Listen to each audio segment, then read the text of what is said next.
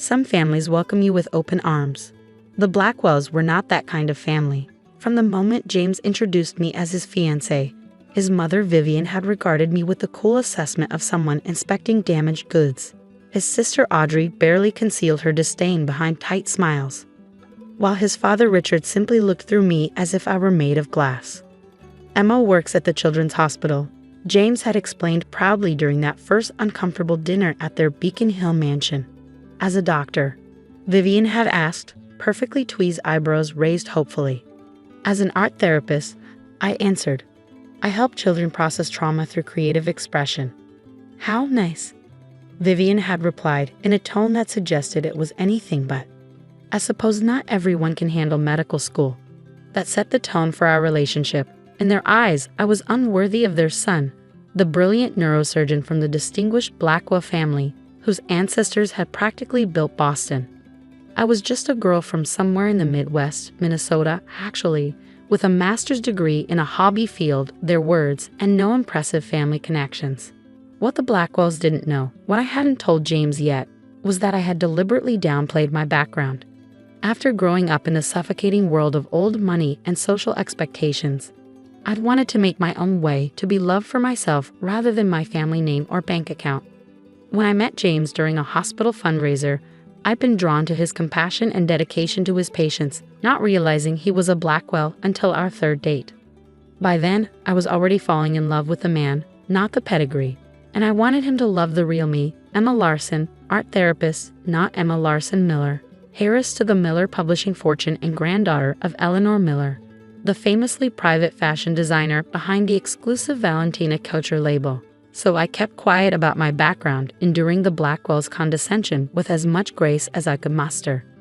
James defended me when he could, but he was often caught between loyalty to me and a lifetime of deference to his formidable family.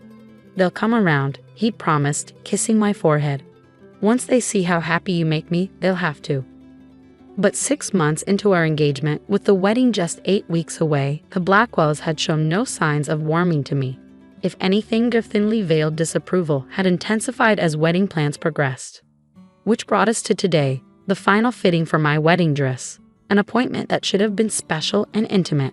Instead, Vivian had insisted on accompanying me, bringing Audrey and her mother's friend Diane Cartwright, the self-appointed arbiter of Boston society fashion, for expert opinions. I just want to make sure everything is appropriate, Vivian had said. Translation: she didn't trust me not to embarrass the family. I had agreed, knowing what they didn't. The dress I'd chosen was a Valentina original, designed by my grandmother specifically for me. Not that they would recognize it immediately. Valentina Couture created fewer than 20 dresses per year, each one unique, each one coveted by royalty and A-list celebrities worldwide. My grandmother operated in complete privacy, her identity known to only a handful of people in the fashion world. The bridal salon, Les Cieux Bridal, was the only boutique in Boston authorized to handle Valentina fittings. The owner, Marguerite, was one of the few who knew both my grandmother's identity and my connection to her. She had promised complete discretion for today's appointment. Emma, darling. Marguerite greeted me with the traditional European double kiss when we arrived. If she noticed Vivian's slight frown at our familiarity, she gave no indication. We have everything prepared in the private salon. She led us to the main showroom, past racks of designer gowns that made Audrey and Diane murmur appreciatively, and into an elegant fitting room with champagne already poured and waiting.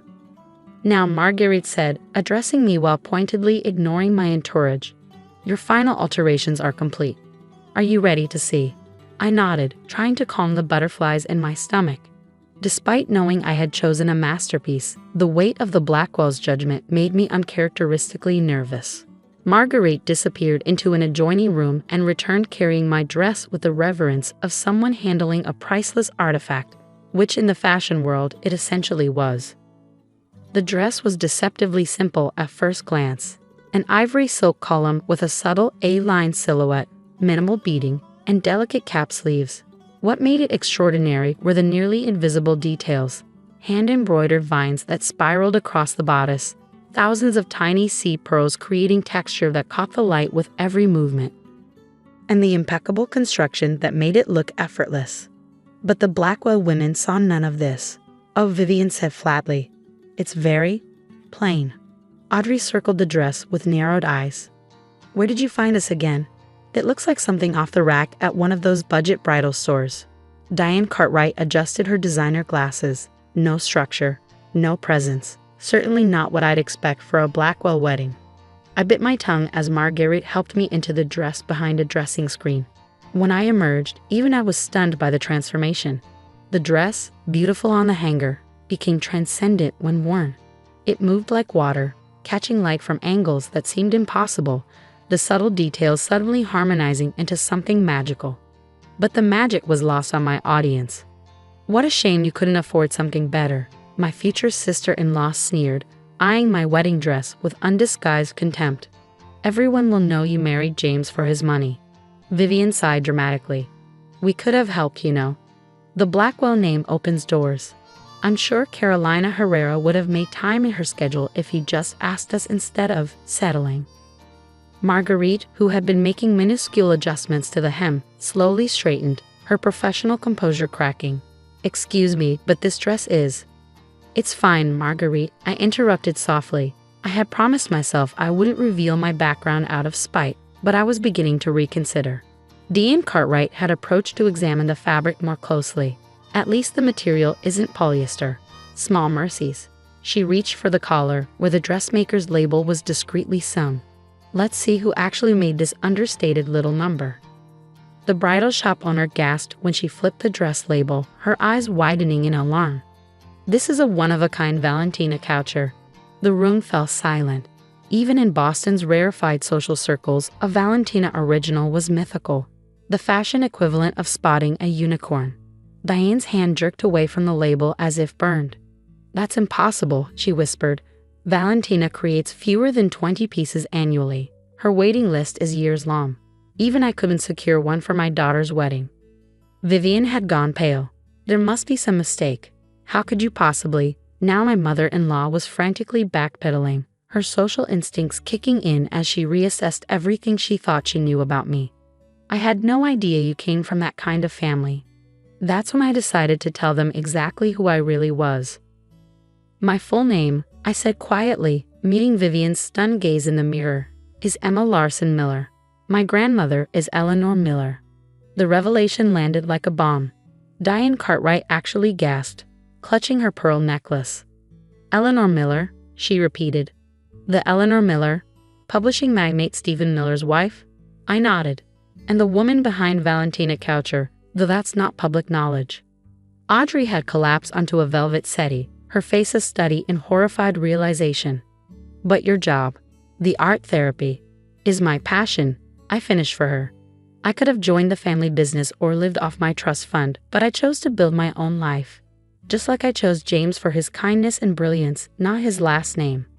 Vivian was struggling to process this information, social calculations visibly racing behind her eyes.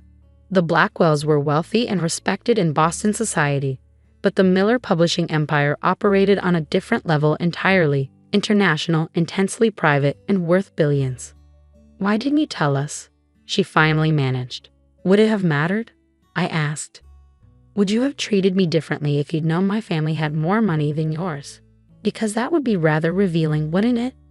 Marguerite, bless her, chose that moment to bring over the veil, another Valentina creation of handmade Belgian lace so fine it seemed to float.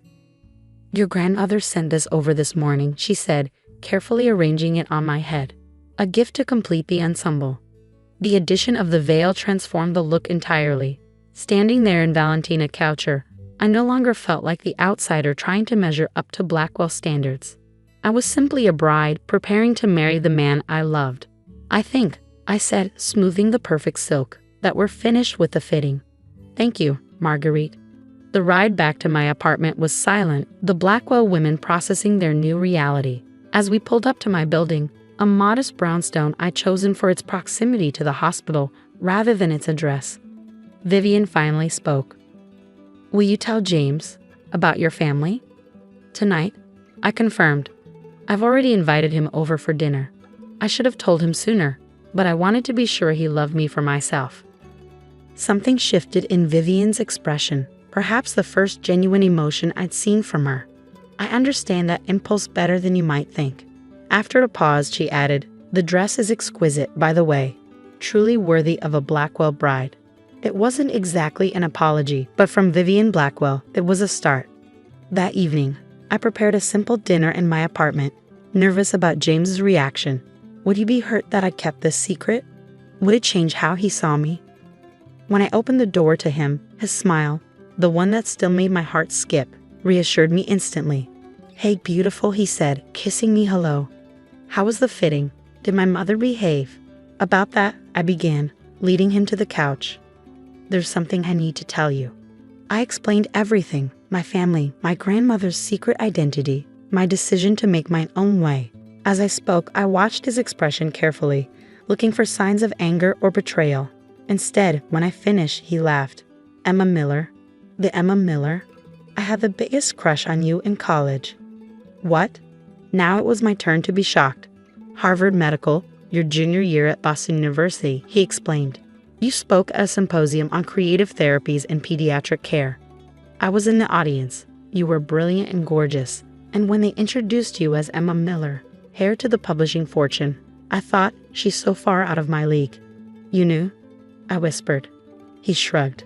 "I knew who Emma Miller was, but when I met Emma Larson years later, I didn't make the connection. You were just the compassionate art therapist who challenged me to see my patients as whole people, not just neurological puzzles." Tears pricked my eyes. "And you didn't care about any of it. The name, the money.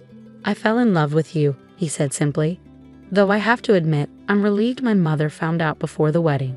Now she can stop treating you like you're after my non-existent fortune." I laughed through my tears. "She's already adjusting.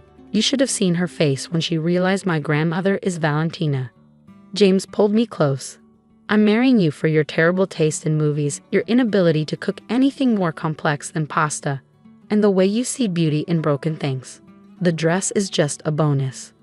2 days later, a handwritten note arrived from Vivian Blackwell, requesting my presence at tea. When I arrived at the Beacon Hill mansion, I found not just Vivian but Audrey waiting in the solarium, both impeccably dressed and visibly nervous. "Emma," Vivian began after the initial pleasantries, "I owe you an apology. My behavior has been inexcusable." Audrey nodded vigorously. "Mine too. We were horrible to you."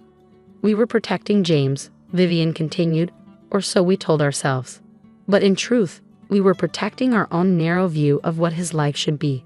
I accepted their apology with grace, recognizing the genuine remorse beneath the carefully composed exteriors. As we sipped tea, the conversation gradually became more natural, evolving from stilted politeness to something approaching warmth.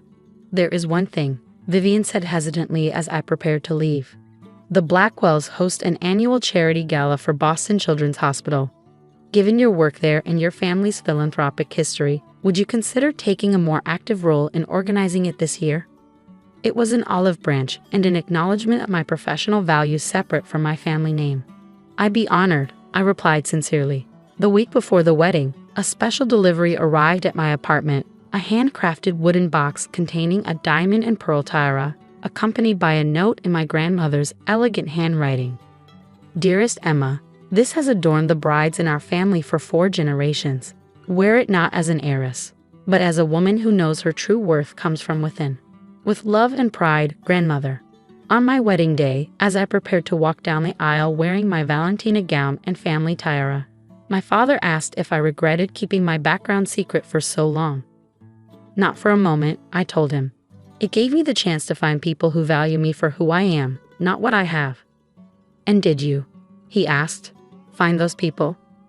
I looked toward the altar where James waited, his eyes shining with love as he saw me. Beyond him sat our guests, colleagues from a hospital who had become dear friends, his family now genuinely welcoming, and even Diane Cartwright looking suitably impressed. "I did," I confirmed. "And for those who couldn't see my worth without a designer label, they're learning that true value isn't about pedigree or price tags. It's about character, compassion, and creating beauty where you find yourself." As I began my walk down the aisle, I caught Vivian Blackwell's eye. She nodded once, a gesture of respect rather than mere social approval. In that moment, I understood that sometimes the most valuable things we can offer each other aren't measured in dollars or designer labels. They are measured in second chances, in the courage to see beyond surfaces, and in the wisdom to recognize that true worth never needs to announce itself.